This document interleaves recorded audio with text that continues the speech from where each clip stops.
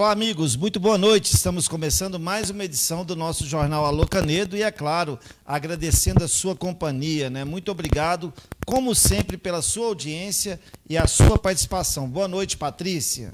Boa noite, Leno Silva, e boa noite a todos os nossos internautas. Sejam muito bem-vindos à nossa live de hoje. Hoje uma live cheia de novidades, cheia de notícias aí. Nós temos atualidades, nós temos um monte de assunto, né? E ainda uma entrevista exclusiva aí, Leno, com a presidente da Associação das Instituições Particulares do Estado de Goiás. Consegui aí. E ela que vai vir falar sobre tudo, sobre esse retorno ou não, escola particular em agosto. Fique ligadinho que nós vamos trazer tudo para vocês. Tem mais notícias, Leno Silva?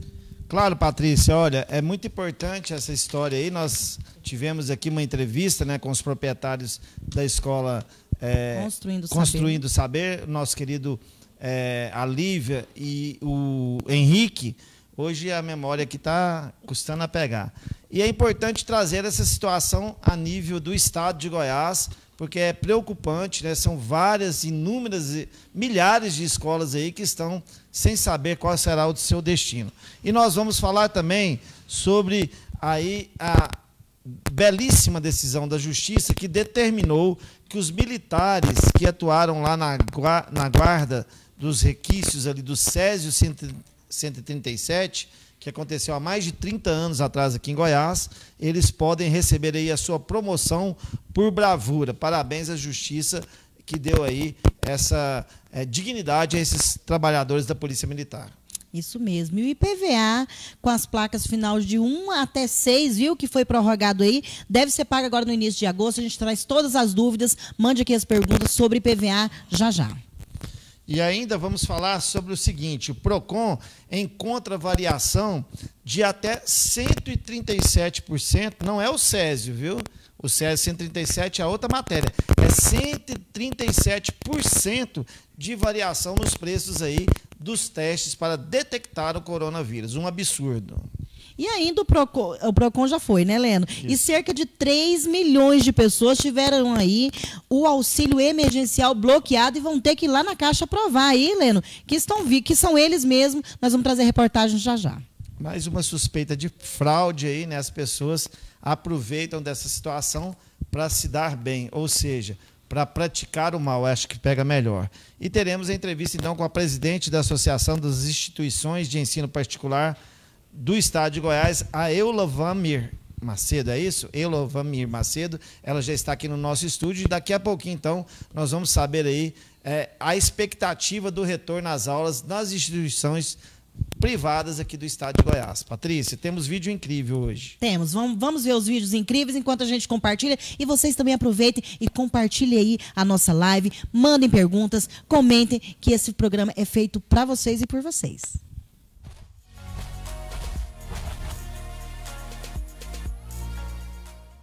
Boa noite, senhoras e senhores. Compartilhe a live, porque o vídeo incrível já começou. Esse macaquinho gosta de amendoim. Caiu, mas pelo menos não deixou a sua comida para trás.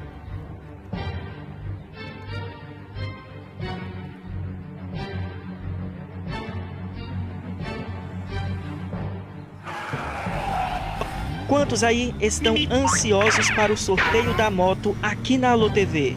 Então, acelera! Vem aí, acelera Canedo!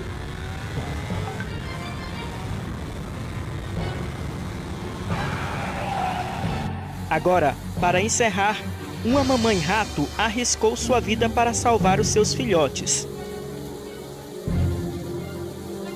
A chuva inundou o ninho.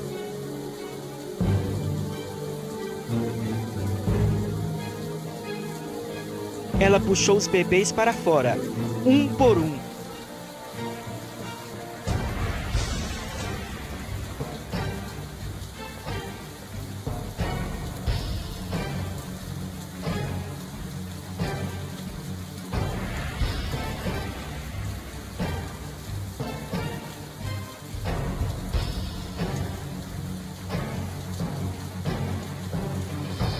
O amor de mãe é exclusivo da raça humana. Não deixe a bateria do celular descarregar. Vem aí, Leno Silva e Patrícia Soares.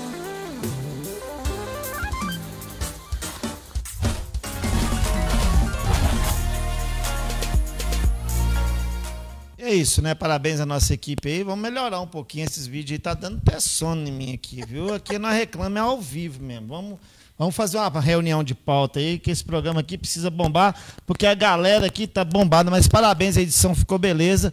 Nós queremos buscar assuntos pertinentes à pauta do dia. Fica a dica aí da nossa querida produção, né? Hoje é assunto educação, mais uma vez aí, as pessoas que estão do outro lado aí precisam saber a decisão que vai acontecer, as escolas voltarão ou não. Agora há pouco, Patrícia, conversava com um amigo, ele estava chegando de São Paulo, por quê? Porque a universidade lá cancelou todo o semestre, ele foi lá porque não se justifica ficar pagando aluguel de um apartamento do filho lá, fechado até março do ano que vem, e aí acaba trazendo mais transtornos ainda para a galera que não sabe o que fazer.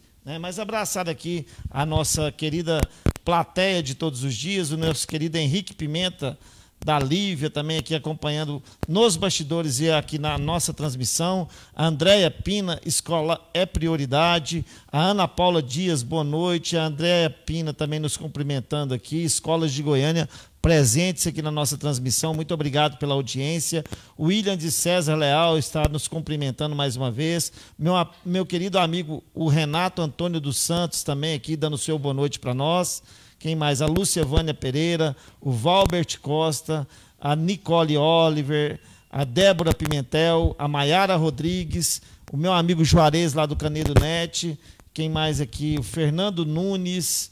Pessoal chegando e a gente vai cumprimentando. E é claro, a Cléo Silva, que se tornou a nossa telespectadora number one. Tá vendo, Patrícia? E internacional, viu, Leno Silva? Cléo, um beijo pra você, que ela que nos assiste lá de Miami, ela disse que corre, viu, pra poder nos assistir. Também, nós temos também, Leno, muita gente que fala assim, olha, Patrícia, eu faço minha caminhada agora mais cedo pra correr e assistir vocês. A Edna, um beijo, Edna, obrigada, viu, pela sua audiência. Ela disse que caminha, Leno, todos os dias correndo e volta antes do nosso programa pra poder nos acompanhar. Um beijo pra vocês. A Adriana Tavares do Comilão tá te mandando boa noite, Leno. Boa noite, Adriana. Seja bem-vinda à nossa live. O Clodoaldo Godoy. Boa noite, Clodoaldo, pré-candidato lá de Bonfinópolis. Um beijo, pessoal de Bonfinópolis aí. Que bom ter vocês aqui na nossa live. Boa sorte aí, Clodoaldo. A Maiara Guimarães dando boa noite também, Leno. A Giovana Duarte, que sempre nos acompanha. Obrigada, viu? Tem mais, Leno? Muita gente boa chegando aqui. Meu amigo, meu vizinho, Paulinho, lá da Vargem Bonita, né? Tá nos cumprimentando, e a todos os participantes. O Heraldo Pellegrini também, que chegou agora, também cumprimentando. Mariana Tristão, a Valéria Araújo acaba de entrar na live. A Maria Mercedes participando aqui conosco. O Edmilson Pereira. O pessoal vai chegando e, na medida do possível, nós vamos cumprimentá-los. Daqui a pouquinho, então, nós vamos trazer a entrevista com a Eula. A Eula, que é a presidente da Associação das Instituições Particulares de Ensino aqui no estado de Goiás, e vai trazer aí toda essa celeuma, né? Toda essa situação indefinida com os proprietários de escola, com os pais de aluno, o pessoal que, como eu acabei de dizer, que está com a vida aí revirada por não saber que atitude tomar. Você vai saber de tudo daqui a pouquinho, é claro, com quem entende. A gente busca, Patrícia, a nossa produção aqui, como sempre, as pessoas pertinentes àquele assunto para debater. Importante, não é isso? Isso mesmo, Lene. E como a gente sempre traz aqui, que vocês que fazem esse programa, foi uma solicitação, foi um pedido das escolas, porque nós trouxemos ontem a secretária municipal de educação falando sobre o ensino do município e, claro, que a gente quer falar sobre as instituições particulares. E nada melhor do que a presidente da associação estadual, que está aí a par de como está isso aí, os desejos, os anseios em todo o estado. E já, continua acompanhando, que já tem ela para nós aí, viu, Leno? Vamos de notícia, Leno? Vamos correr com a notícia aqui, então, que o pessoal quer saber das escolas, mas importante essa decisão aí da Justiça, né, que trouxe aí essa condição de promoção para os militares que trabalharam lá na guarda do Césio 137. Os policiais militares que trabalhavam lá nas operações para conter o maior acidente radiológico do Brasil, do mundo, né? O Césio 137, ganharam na Justiça aí o direito de promoção por ato de bravura. Tem imagens, Rodrigo? deixou 4 mortos e 249 pessoas contaminadas. Esse acidente que aconteceu em 13 de setembro de 1987, Patrícia. Isso mesmo, Lena. A gente esperava que não precisasse isso à justiça, né? Isso aí deveria ter sido reconhecido realmente um ato de bravura. As pessoas foram contaminadas. Olha aí, 249 pessoas que tiveram essa sequela. Isso aí são as imagens do local, que ainda tem até hoje, né, Lena? Fica lá aberto, tem toda uma proteção, todo um cuidado com essa área aí. 4 mortos na época, esse acidente que aconteceu, que foi com... Explica aí, Lena, foi a questão que eles pegaram um de raio-x, esqueci o nome. O que aconteceu, Patrícia? É um núcleo ali do equipamento de raio-x, né? Eu já estou aí entrando na melhor idade, então eu vivi. Se o pessoal acha que Covid é pânico, é porque você, graças a Deus, não estava na época do SESI. As pessoas chegavam a ser... como é que fala quando... pessoal homofóbico, como é que chama isso aí? Discriminados, obrigado.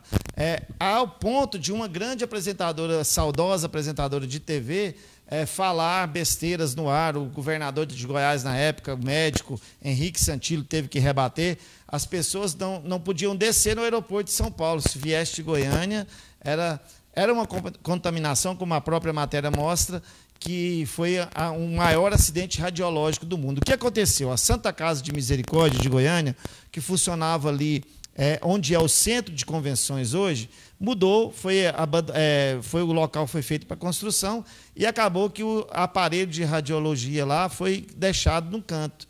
Uma pessoa que catava ferro velho, reciclável, levou aquilo e ali abriram aquele material lá no Césio, lá no ferro velho, e acabou trazendo essa grande contaminação. E é claro, os jornalistas, os repórteres, a força de segurança, como acontece hoje com a Covid-19, estão sempre à frente aí, são as pessoas mais vulneráveis à contaminação. E agora a justiça vem com esse reconhecimento aí, que eu acho que antes tarde do que nunca, mas é mais do que merecido, que as pessoas estavam ali fazendo, né, o seu dever e precisam sim ser reconhecidos por isso. Não só na questão da promoção, mas é claro também na questão aí da indenização. É uma luta antiga da Associação de Moradores. Outro dia, Patrícia, agora eu vou contar até uma particularidade, esse debate aconteceu lá na minha faculdade, na UFG, né? Por causa dos 30 anos do acidente do Césio. E é muito bacana porque eu sou o tio da turma, né? E aí a nossa experiência de ter vivido isso foi, inclusive, pauta lá do trabalho que a professora executou com o grupo. Então, foi muito bacana essa situação. E, infelizmente, um acidente aí que fica na história do estado de Goiás, e é bom para que a gente possa evitar que novos casos desses aconteçam.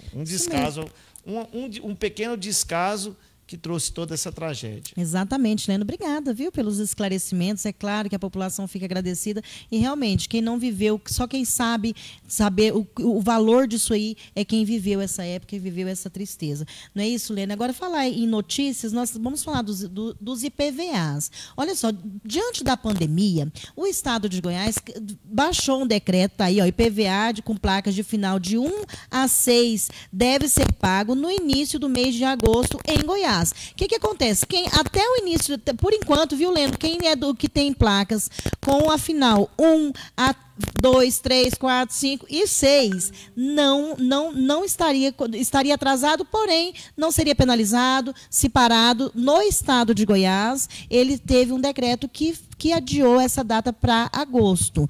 Detalhe, então no final de agosto, o início de agosto agora, todo mundo tem que pagar, viu? Então essa folga aí desse prazo, para quem era final 2, 3, eu estou nessa turma, viu, Leno? Agora vai ter que pagar em agosto. Detalhe, Leno, 7, 8, 9 e final 0. O que acontece? Conta aí, Leno. Essas continuarão na data certa, né? De agora em diante, começam a vencer. Eu quero só entender uma coisa. E o dono de escola, que está com a escola fechada, que não tem mais receita, tem que pagar o IPVA também? É muito discrepante essas medidas do governo, porque não pode liberar, mas vamos liberar o pagamento do imposto, não pode faltar. Eles adiaram, porque, na realidade, essas placas que estão vencendo agora, elas venceriam no início do ano. Com a pandemia, eles deram uma prorrogação, né? E agora a prorrogação venceu, e não tem a Covid continua, a maioria das empresas continua aí a ver navios, né? Sim. Então, fica a nossa crítica. Eu acho que o governo podia ter um pouquinho mais de compreensão, né? Exato. E deixar isso aí para o ano que vem, sei lá. Difícil. Exatamente, viu, Leno? E outra coisa, porque fica a sensação de então acabou, a pandemia acabou, agora está todo mundo segue normal, e a gente sabe que não é assim. Eu hoje eu passando no comércio daqui da cidade, da nossa cidade, Leno, eu já consegui, eu parei inclusive em frente a uma loja, que eram 3 lojas e elas não estavam abertas, viu? E eram lojas que poderiam estar abertas, então aquilo que a gente já havia comentado aqui nas nossas lives, muita gente não irá conseguir retornar. Então, não acabou a pandemia não, viu, governo? E outra coisa, Patrícia, vou dar um exemplo aqui de um outro comerciante aqui da cidade. Ele tem uma pamonharia, né? Inclusive é uma das pamonhas mais gostosas do Brasil, aqui de Senador Canedo. Eu vou fazer a propaganda dele depois. Agora, depois que ele mandar a pamonha, né? Manda a pamonha que a gente fala.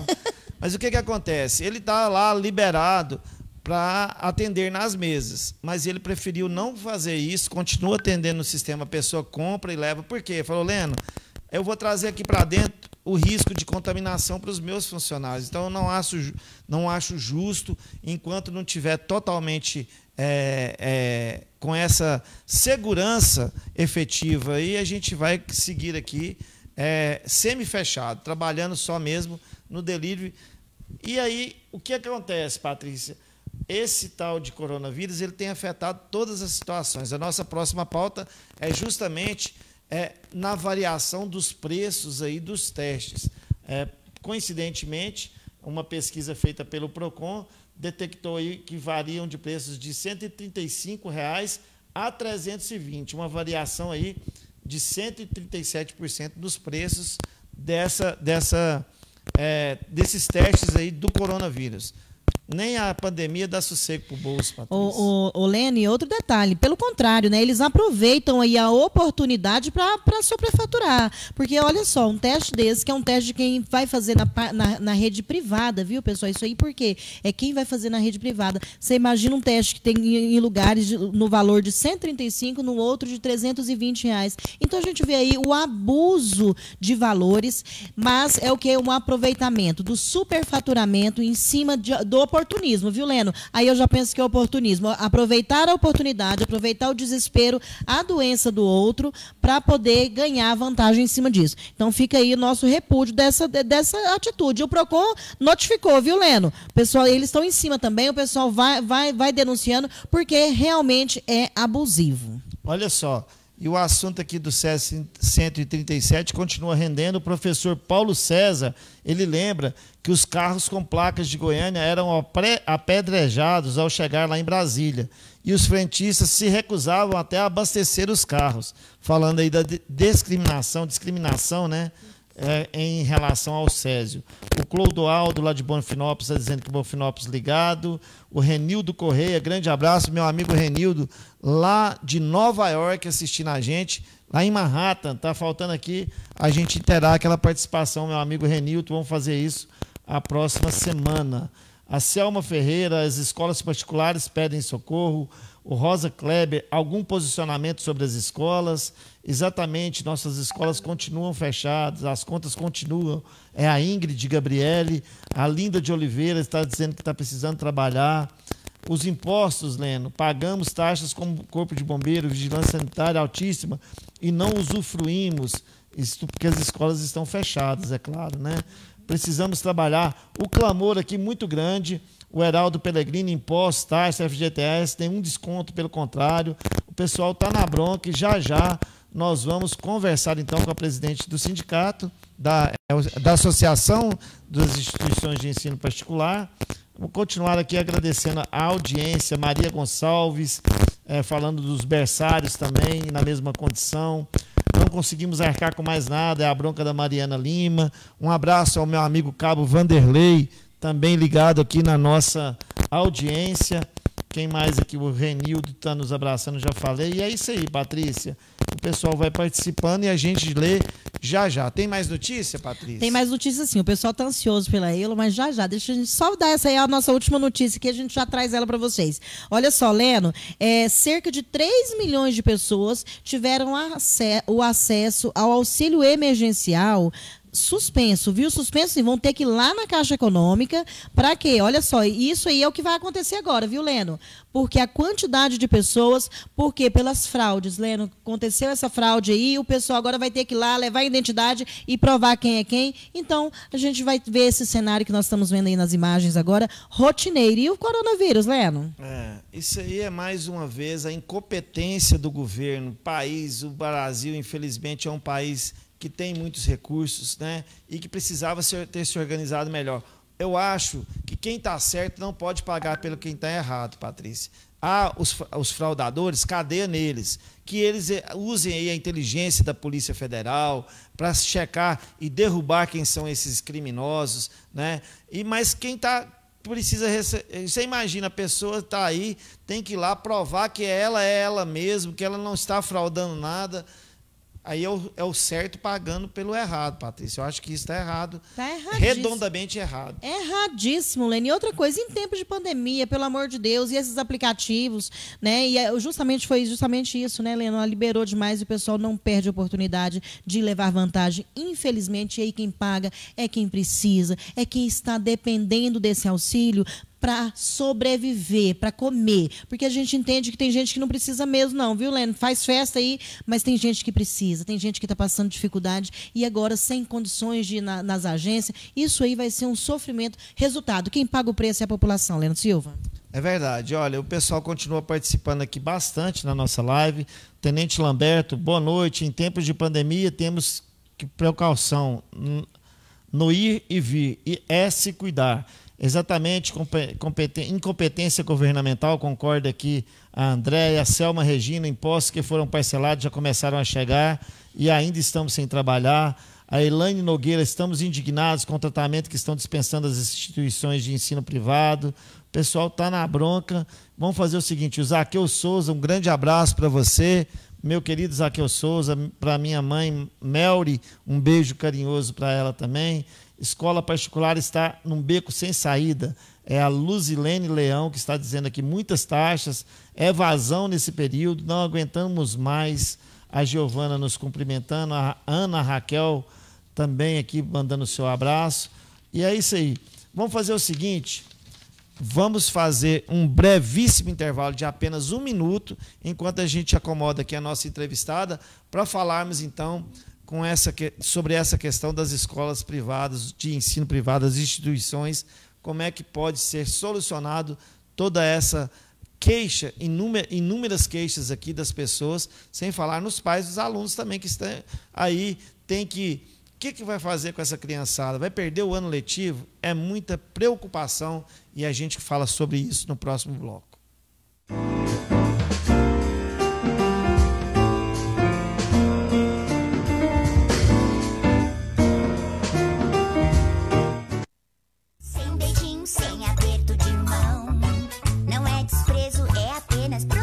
Sem abraço, sem beijinho, sem aperto de mão. Não é desprezo, é apenas proteção. Por isso eu digo, a gente tem que se cuidar, pra não deixar essa gripe se espalhar, viu? Por isso eu digo, a gente tem que se cuidar, pra não deixar essa gripe se espalhar. Sem abraço, sem beijinho, sem aperto de mão. Não é desprezo, é apenas proteção. É isso aí. Cuide bem de você e ensine a sua turminha a se cuidar também. Sem abraço, sem beijinho, sem aperto de mão. Não é desprezo, é apenas proteção. Sem abraço, sem beijinho, sem aperto de mão. Não é desprezo, é apenas proteção.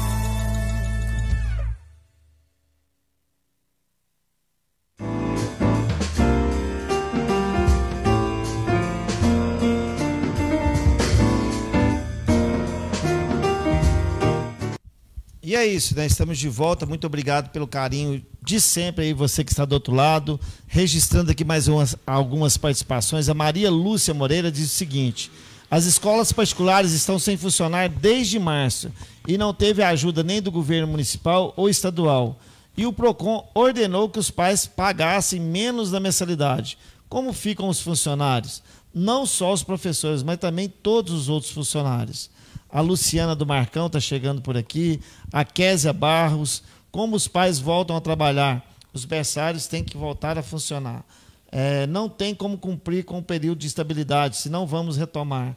A Linda Oliveira, Centro Educacional Essência de Vida, estamos com vocês. Professora Eva Márcia Carneiro também nos prestigiando com a sua audiência, muito obrigado.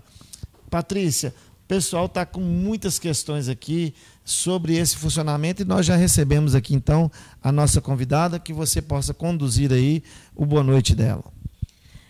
Isso mesmo, Leno. E antes de eu trazer, eu vou deixar o pessoal aqui. O pessoal está enlouquecido. Já vão mandando suas perguntas aí, as suas dúvidas. A gente está aqui vendo que tem muitas donas de escola, muitos proprietários de escola, mas também muitos funcionários que querem saber. Mandem aqui suas perguntas, suas dúvidas, que à medida que a gente for conseguindo. E ela também tem uma equipe aí que está respondendo para ela, vai responder essas perguntas. Se não responder agora, a Eula promete que responde depois. Leno, antes disso, ontem nós tivemos a votação do Fundeb.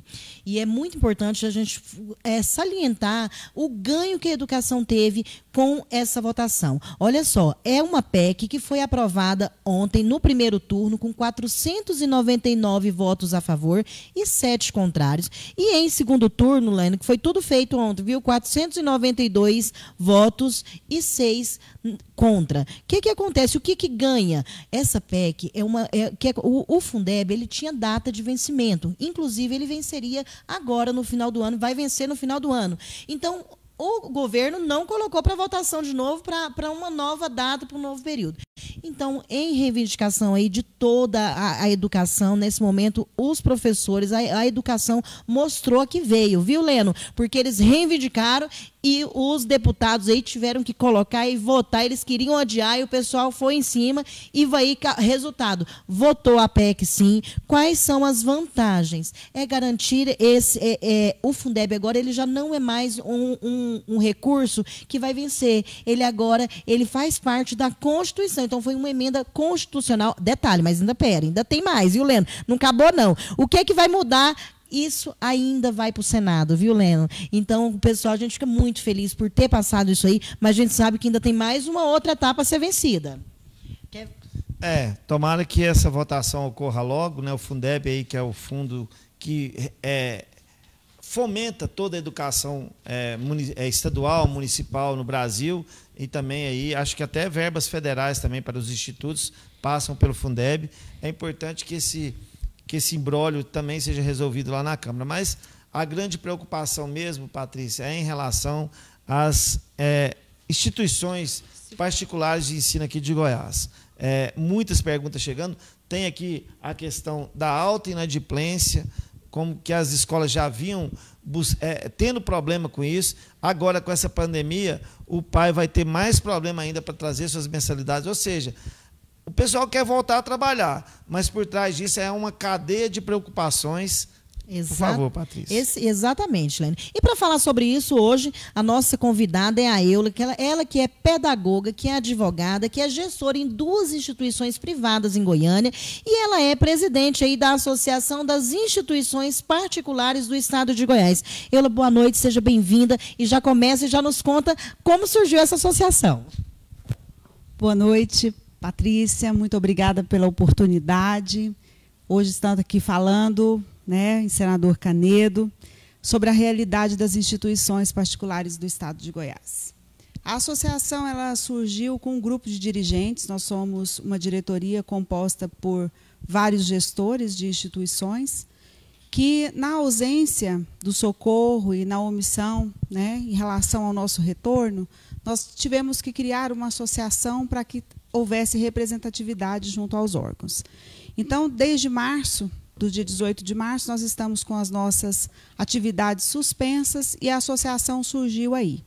Na verdade, a associação ela já é fruto de uma junção e de uma união dos dirigentes de algumas instituições desde 2016. Mas agora sim ela foi formatada, consolidada e já estamos aqui em Senador Canedo já fazendo a nossa atuação. Quero agradecer a oportunidade, quero aqui cumprimentar os meus colegas que também têm sofrido com esse fechamento desde o dia 18. Hoje nós tivemos, Patrícia, uma reunião no COI.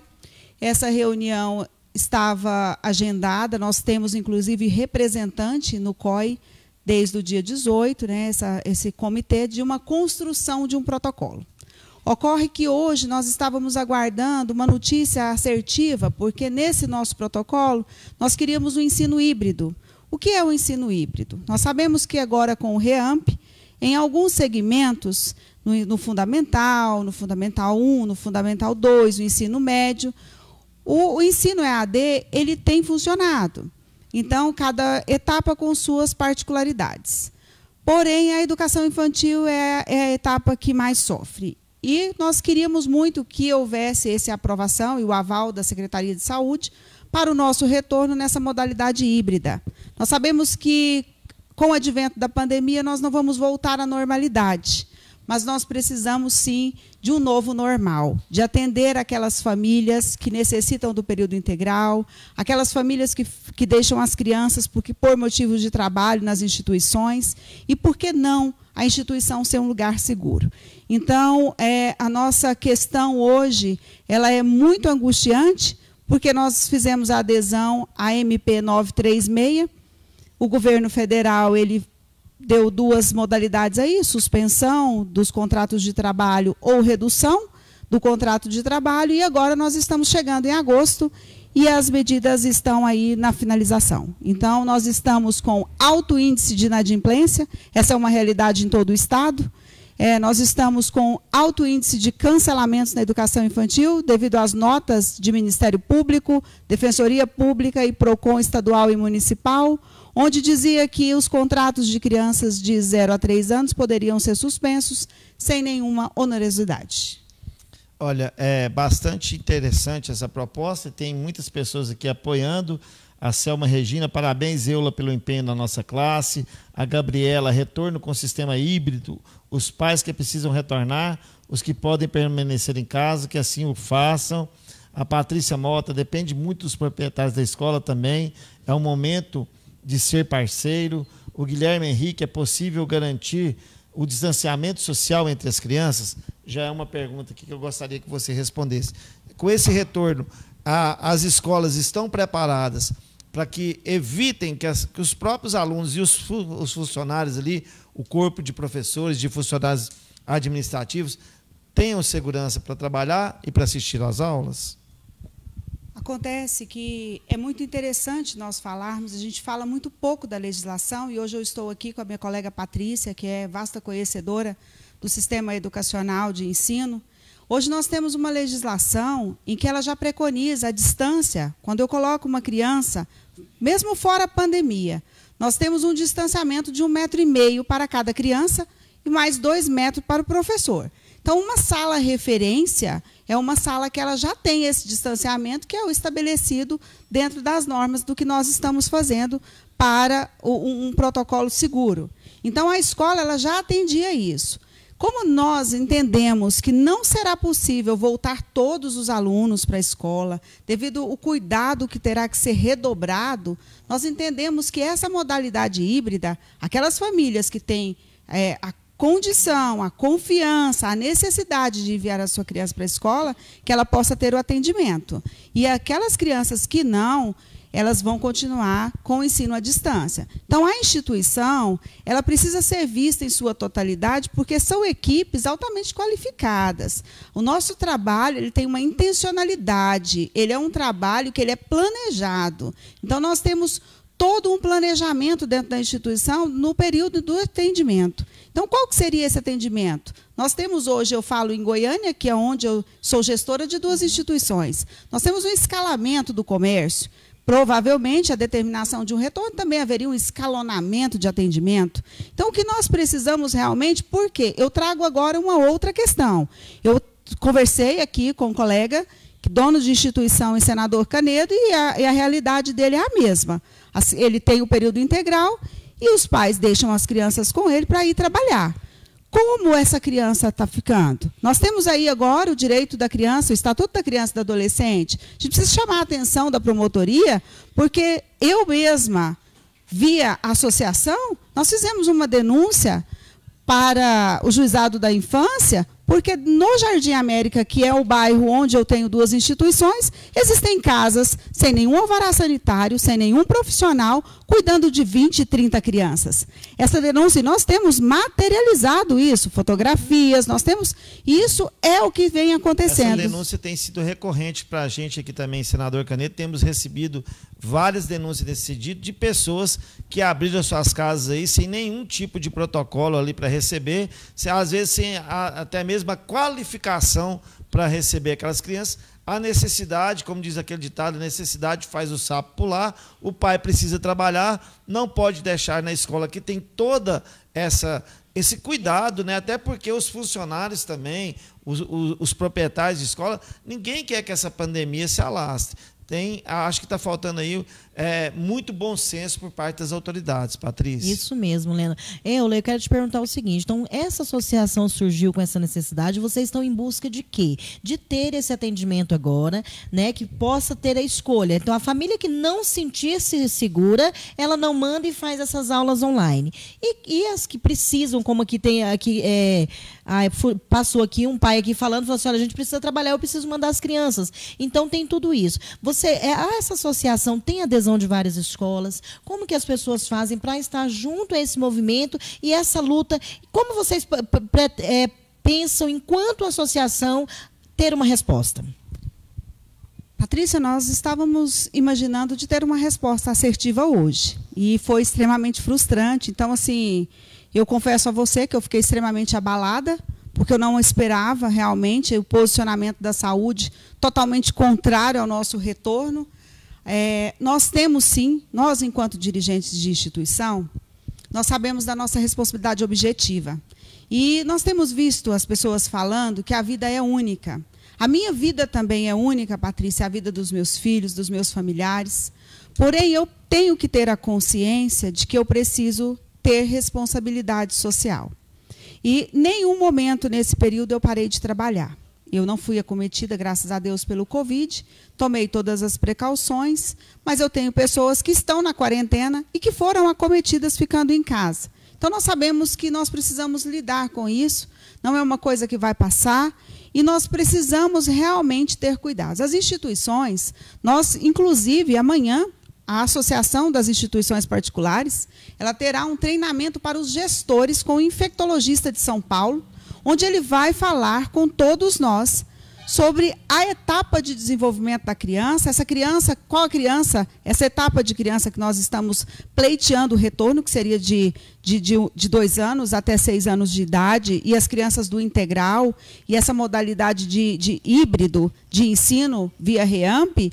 Nós entendemos que a instituição ela é capaz, sim, de trabalhar. Nós passamos por H1N1 e a instituição ela teve condições. O nosso alvará sanitário, a vigilância sanitária, por ser instituição onde atende o coletivo, o nosso alvará sanitário já é muito mais rigoroso. Então, nós precisamos ter dentro das nossas instituições uma composição de uma equipe multidisciplinar.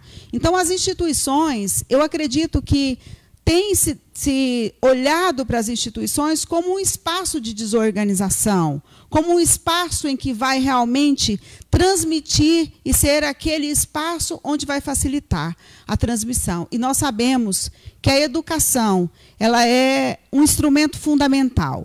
A criança, quando ensinada, ela mesma se policia. Eu estive em um drive-thru de uma criança em Caldas Novas, e a escola de Caldas Novas via as aulas, porque Caldas Novas antecipou as férias, e hoje eles estão ministrando aula, né? Então, ao contrário, porque nós não esperávamos realmente que fosse dessa forma. E nesse drive-thru, de um filho de uma amiga, ele tem 6 anos, ele participa do 1º ano do ensino fundamental. E aí veio uma tia e disse, posso dar um abraço? Uma tia dele mesmo, irmã do pai dele.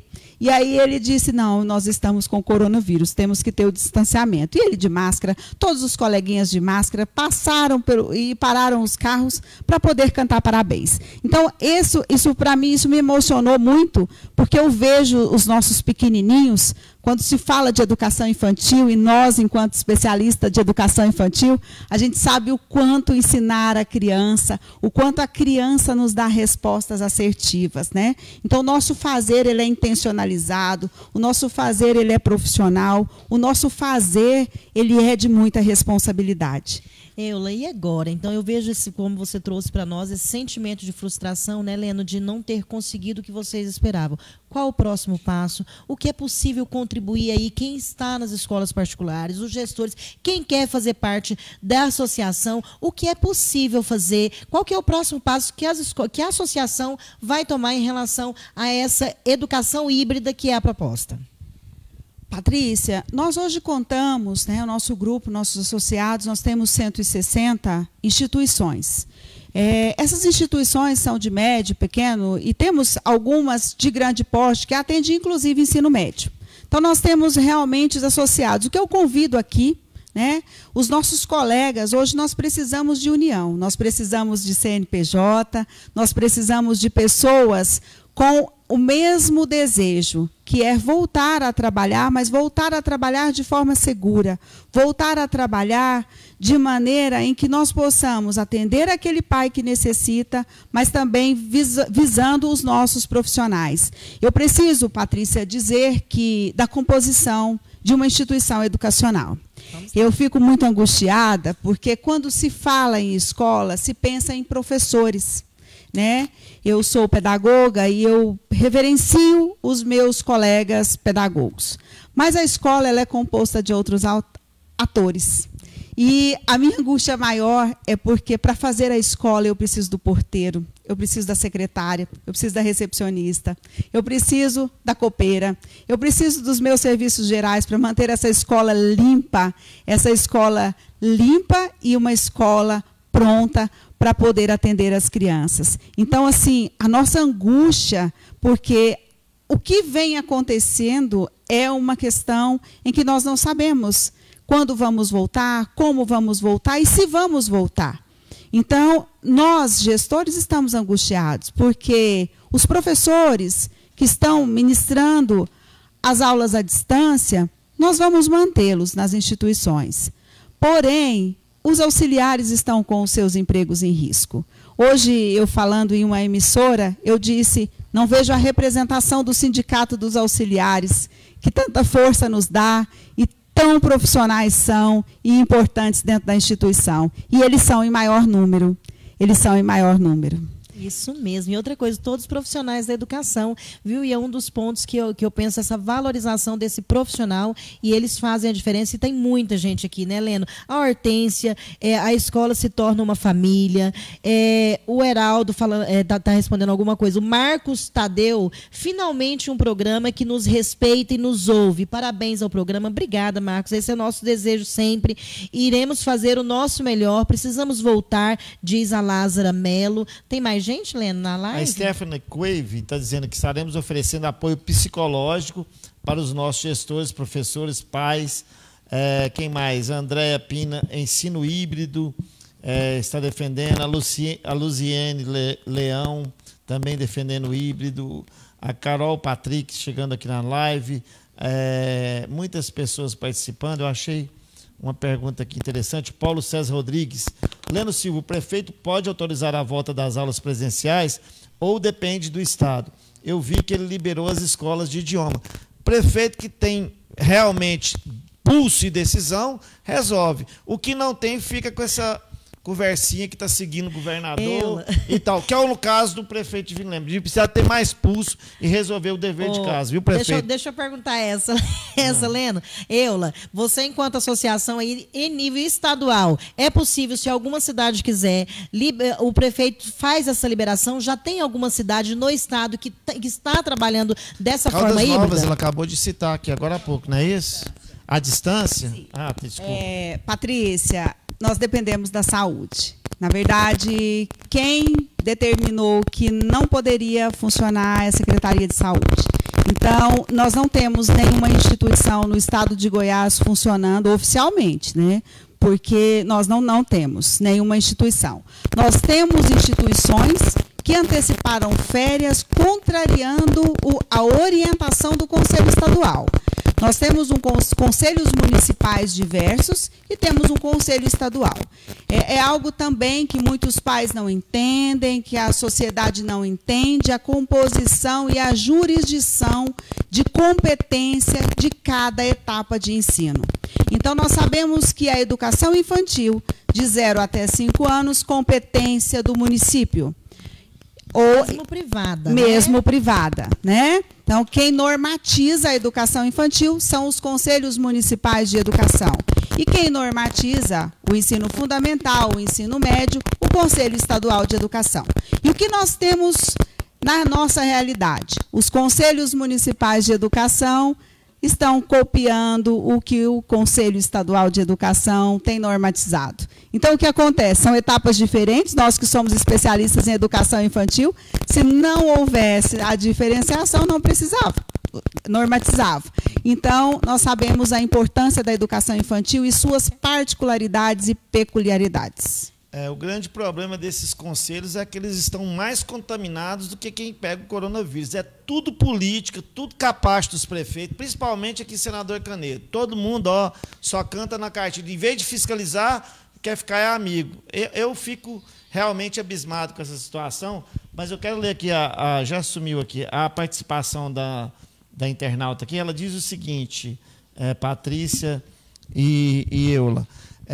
Eu perdi, vou localizar, mas veja bem, as crianças, elas são os principais educadores que existem. Se a criança está indo para a escola e está recebendo ali a orientação correta, de repente ela poderia estar repassando isso lá na casa dela e ajudar ainda mais a combater o coronavírus. Nós estamos, inclusive, Patrícia, um projeto que nós temos aqui da Alô TV, de uma campanha de conscientização de limpeza urbana, para a pessoa parar de jogar lixo na rua, porque na sala da casa dela ela não joga, mas pela janela do carro. E como que isso pode ter efeito? A gente fez um estudo e mostrou que se você fizer com a criança, ela vai levar essa conscientização para casa, o que acredito será muito eficiente no caso aí do combate ao coronavírus. E o que não dá para aceitar esse tipo de colocação que o professor Paulo César colocou aqui. Se o prefeito liberou a escola de idioma, por que não liberar a escola normal? Porque a escola de idioma também tem aglomeração. Também é só criar regras. E aquelas pessoas que não cumprirem as regras, aí sim, elas devem ter o seu estabelecimento fiscalizado e ali proibido de funcionar. Esse, pelo menos, é o que eu penso. E aí vem essa briga de conselhos mesmo, viu, Leno? Porque igual a Eula estava falando, uma escola ela tem que prestar conta a 2 conselhos, o Conselho Estadual e o Conselho Municipal. Então, se fosse só municipal, os municípios teriam mais autonomia, sim. Mas não tem como liberar uma escola metade da turma e outra metade não. Falando de conscientização, o Joaquim, que tem 8 anos, né, Leno, que estava aqui esses dias, eu passei com ele, e ele tem para ele a tranquilidade de usar a máscara. É o que eu estou falando assim, eles são muito mais adaptáveis do que nós, viu? Eu tenho um sofrimento. Para mim é difícil, é uma coisa que eu sofro em ter que falar, eu que falo muito, e essa máscara entra na minha boca, é uma loucura. Mas, enfim, as crianças têm. E esses dias a gente descendo para casa, Leno, e caminho... Mas agora, você está de máscara ou sem máscara? Eu nunca consigo identificar. Eu só ando com, né? Mentira, só ando sem. Olha só, o Joaquim, a gente descendo... Lembrando, deixa eu contar. Antes que o pessoal reclama, nós estamos a mais de 2 metros de distância, por isso estamos sem máscara. Mas todo mundo aqui no estúdio, inclusive a nossa equipe de produção, respeitando o protocolo aí, porque essa doença, gente, não é brincadeira. Nós estamos aqui defendendo, é claro, o direito das pessoas trabalharem, mas é trabalhar com responsabilidade. O que não dá para entender, Patrícia, é essa discrepância. Vai lá, reúne com o COI. Olha, nós não podemos, porque isso. Mas e os ônibus lotados, gente? Por que vocês não deram? Os botecos, o cara que falou que escola não pode, mas o boteco pode. Né? Ou seja, tá ficando uma coisa... Acho que nem eles se entendem, Patrícia, nem as autoridades se entendem. Aí, lá no alto da sua sapiência, vem um palpiteiro lá e fala, não, mas as escolas não podem. Mas e o ônibus, meu querido? Você resolveu o problema do ônibus? Está todo mundo sentado dentro do ônibus com 2 metros de distância dentro do outro? Está todo mundo lá no terminal, na fila, com o braço estendido, igual a gente era menino fazia para poder fazer lá, a cantar o hino da bandeira? Não está todo mundo aglomerado. Então, a feira, você vai na feira, você se assusta. E a criançada te atira tira a cola da mamãe, do papai. Sabe por quê? Porque às vezes não tem nem jeito de deixar na escola, a escola está fechada. Exatamente. Leno, hoje eu fui a uma consulta médica e lá as cadeiras estavam como manda o protocolo. Detalhe, todo mundo em pé lá fora junto, viu? Porque lá dentro não tinha lugar para sentar. Todo mundo em pé lá. Outra coisa, tinha atendimento pediátrico também, e aí tem menino de colo, e tem bebê, e tem gente lá dentro, estava tudo certo. Certo? Lá na sala, e lá fora todo mundo junto, porque não tinha espaço para ficar. Então, assim, novo viver. É preciso também que as instituições pensem novas formas como a escola está propondo esse ensino híbrido. Outro detalhe que eu ia contar era do Joaquim descendo. Eu falei, meu filho, nós vamos na feira. Ele olhou para mim e falou assim, você está querendo pegar coronavírus, né? Então, assim, tanto que eles têm uma consciência, Leno, e eu, que é muito maior. E também a coragem de cobrar, porque às vezes você, como adulto, não consegue repreender uma pessoa, até porque está ficando vergonhoso, né? Ontem nós tivemos aí, nesse final de semana, aquele procurador de justiça que deu lá rasgou uma multa do guarda e tal. Aí os guardas vão lá e mostram, mas na hora deles pegar também um comerciante, tomar a verdura deles lá também. Ou seja, é o poder pelo poder, manda quem pode, né? Obedece quem não tem juízo, né? Tem que ter juízo. Mas é isso, Patrícia, nós não estamos defendendo aqui apenas o direito das empresas voltarem a ter o seu trabalho ali normalizado, mas sim com a segurança. Aí, o que a gente está falando aqui com o governo é o seguinte, se o governo estivesse fazendo o papel dele, se os terminais de ônibus estivessem fiscalizados, os ônibus, as empresas de ônibus foi reduzir a frota, porque né, o governo tinha que aumentar a frota, fazer as empresas aumentar a frota, eles estão reduzindo. Por quê? Porque o custo operacional deles está muito alto, ou seja, não há uma igualdade aí no tratamento nessa contenção, mas que é preciso ter cuidado, isso aí. E conscientização, né, Leno? Conscientização aí de todo mundo. Eu tenho uma pergunta, Eula, eu trouxe a questão do quem autoriza, de conselhos municipais, conselhos estaduais, e nós estamos falando aí de uma associação estadual das escolas particulares.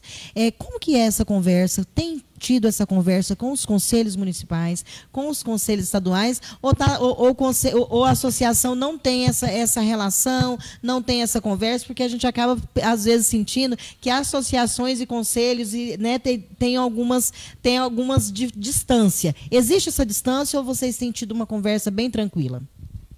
A distância, ela existia. E nós nos aproximamos. O Conselho Municipal de Goiânia, inclusive nas últimas plenárias, nós estivemos presentes, né, 2 representantes da associação, para poder falar o nosso posicionamento. A associação, Patrícia, ela vai buscar, sim, um tratamento igualitário entre as instituições privadas e públicas. Por que disso, Patrícia? Nós entendemos que a composição dos conselhos municipais, elas estão um pouquinho tendo a nossa falta, porque nós não temos representante nesses conselhos, e nós precisamos de ter uma maior representação. No interior, a situação ela é ainda um pouco mais grave. Então, a associação ela acabou de nascer, ela tem apenas 4 meses de existência, um longo caminho a ser percorrido. Nós temos muito o que fazer, mas nós precisamos do apoio dos nossos colegas, aqueles que têm os mesmos objetivos que nós. E quero dizer aqui, nós não estamos contrários à vida, muito pelo contrário. Nós trabalhamos e nós buscamos e empreendemos vidas, empreendemos sonhos. Enquanto educadores, nós que estamos na gestão das empresas, e a empresa escola não é uma empresa qualquer. Ela é uma empresa diferenciada, ela é uma empresa inclusive, Patrícia, que ela tem um contrato, e esse contrato, nós temos que dar satisfação para o contratante 2 vezes no dia. E se acontecer alguma coisa errada com esse produto, que é o produto maravilhoso da família, que é o filho, que é um bem insubstituível, os nossos telefones tocam. Então, nós sabemos que a nossa responsabilidade ela é muito grande, as nossas responsabilidades enquanto instituição ela é grande, os nossos profissionais são altamente qualificados. eles passam por cursos constantes de formação e são professores, são pedagogos, são especialistas e são as pessoas adequadas a cuidar das crianças em cada faixa etária e em cada habilidade e habilitação que esse profissional tem. Então, eu convido aqui, aproveitando para poder convidar os nossos colegas, dirigentes de instituições, que venham filiar à Associação das Instituições Particulares do Estado de Goiás, para que nós possamos ter mais força, mais voz e uma atuação muito maior, para poder, nesse momento de crise e em outros momentos, porque nós sabemos que a crise vai passar e as nossas instituições vão estar ali para poder formar o cidadão e para poder a gente construir um futuro e auxiliando aí aqueles nossos pais que tanto precisam do nosso fazer pedagógico. Muito bem, agradecer mais uma vez aqui o pessoal participando. Temos aí 5 minutinhos de programa para a gente deixar as considerações finais da Eula. Abraçando aqui a Mariana Lima Moraes, a Mariana Tristão Furbino, indignada porque tudo volta e as escolas não. Quem mais aqui? Andréa Pina, saúde e vida a todos, dignidade. O Eduardo Lopes Basto, a quarentena foi decretada para melhoramento da saúde pública. Tanto é que o governo federal está utilizando a reserva de guerra para que isso aconteça. E os governadores nada fazem. Conselhos só são indicados por políticos, não defendem as escolas particulares. Leandro, deixa eu fazer só uma colocação dessa questão aí, que essa eu precisava fazer, pois e vou aproveitar essa fala, essa leitura desse internauta aí. Olha só, eu faço parte do Conselho Municipal de Educação de Senador Canedo, e eu quero parabenizá-lo, porque quando a Eula trouxe para mim que não tem, né, não costuma se ter representantes, em Senador Canedo tem feito uma eleição a cada 2 anos e tem um representante das escolas particulares. Agora, cabe-se saber como que é essa escolha entre as escolas particulares, mas que tem sim, é feita uma eleição no Conselho Municipal de Educação, tem um representante que faz parte, participa de todas as sessões, que representa e vai discutir aí, que vai levantar e que vai em nome das escolas particulares. E essa eleição é feita a cada 2 anos e é de livre para o público, ok, Leno? Só uma informação. Claro. Pode falar. Patrícia, aqui em Senador Canedo, o representante, ele é representante do sindicato ou ele é representante dos dirigentes de escolas particulares? Dos gestores das escolas particulares.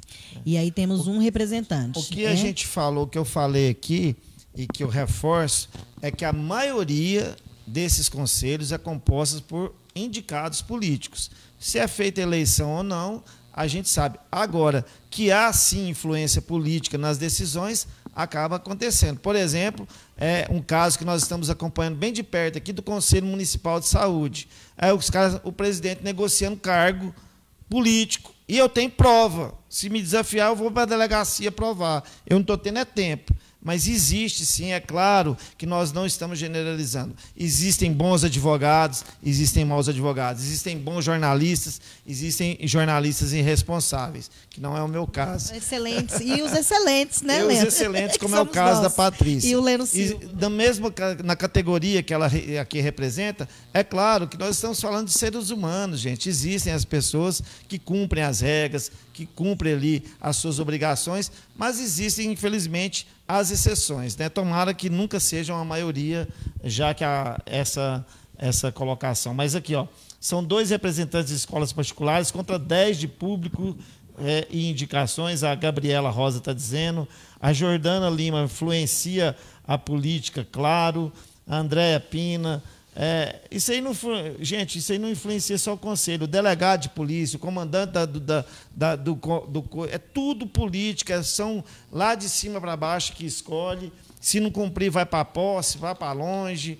É dura. A política no Brasil precisa ser passada a limpo. O berçário pique-esconde, feliz por ter a AIPEG para nos representar. São muitas participações, não dá para a gente ler todas, mas eu quero agradecer muito. Aqui teve um internauta que disse que esse programa deveria ser visto pelo estado inteiro. Muito obrigado aí pelo reconhecimento do nosso trabalho. Né, Leno? Claro, e vai continuar no ar aí, para que vocês possam, inclusive, voltar mais vezes, viu, Eula? A casa é de vocês. Quero agradecer a sua participação aqui, já fazer a minha despedida, lembrando para vocês que amanhã, a partir das 19 horas, teremos mais uma edição aqui do Alô Canedo, com muita informação para você. A Patrícia vai dar sequência aqui E amanhã eu e ela estaremos de volta com mais uma entrevista bacana aqui para vocês. Muito obrigado pelo carinho da audiência de vocês. Obrigado a Eula pela disponibilidade de vir até os nossos estúdios, trazer essas importantes informações para os seus associados. Obrigado a todos vocês que nos compartilharam até agora com a presença, com os comentários de vocês. Vou sugerir para a Eula que depois entre nos comentários e dê ali uma resposta naquilo que for possível, que a gente não conseguiu responder aqui, tá bom?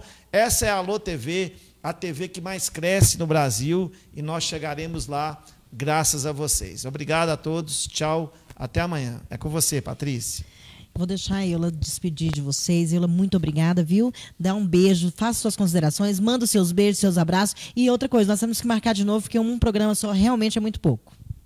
Agradeço a você, Leno. Muito obrigada, Patrícia, pela oportunidade de poder falar aqui para os meus colegas. Eu só tenho a agradecer. A associação é muito nova, são 4 meses. Eu estou eleita como presidente por uma gestão de 2 anos. Darei a minha contribuição, o meu melhor nesse período. Conto com os meus colegas para se juntar a nós. Deixaremos disponibilizado o link da associação para os colegas que queiram associar.